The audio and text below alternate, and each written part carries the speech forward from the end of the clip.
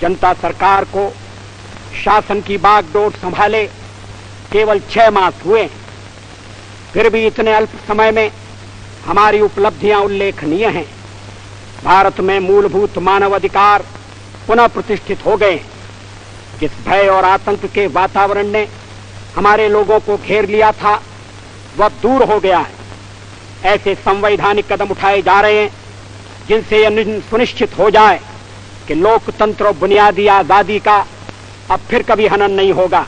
अध्यक्ष महोदय, वसुधैव कुटुंबकम की परिकल्पना बहुत पुरानी है।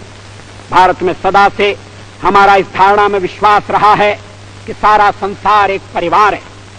अनेकानेक प्रयत्नों और कष्टों के बाद संयुक्त राष्ट्र के रूप में इस स्वप्न के अब साकार होने की संभावना है। यहां मैं राष्ट्रों की सत्ता और महत्ता के बारे में नहीं सोच रहा हूं। आम आदमी की प्रतिष्ठा और प्रगति मेरे लिए कहीं अधिक महत्व रखती है। अंततः हमारी सफलताएं और असफलताएं केवल एक ही मापदंड से नापी जानी चाहिए कि क्या हम पूरे मानव समाज, वस्तुतः हर नर नारी और बालक के लिए न्याय और गरिमा की आश्वस्ति देने में प्रयत्नशील हैं। अफ्रीका में चुनौती स्पष्ट है।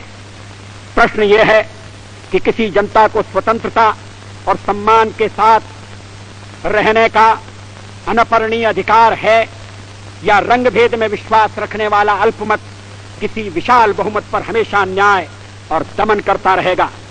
निस्संदेह रंगभेद के सभी रूपों का जड़ से उन्मूलन होना चाहिए।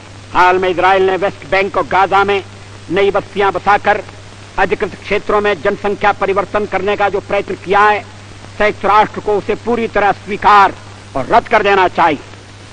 यदि इन समस्याओं का संतोषजनक और शीघ्र ही समाधान नहीं होता तो इसके दुष्परिणाम इस क्षेत्र के बाहर भी फैल सकते हैं। यह अति आवश्यक है कि जिनेवा सम्मेलन का शीघ्र ही पुनः आयोजन किया जाए और उसमें पीएलओ को प्रतिनिधित्व दिया जाए। अध्यक्ष महोदय, भारत सब देशों से मैत्री चाहता है और किसी पर प्रभुत्व स्थापित करना नहीं चाहता।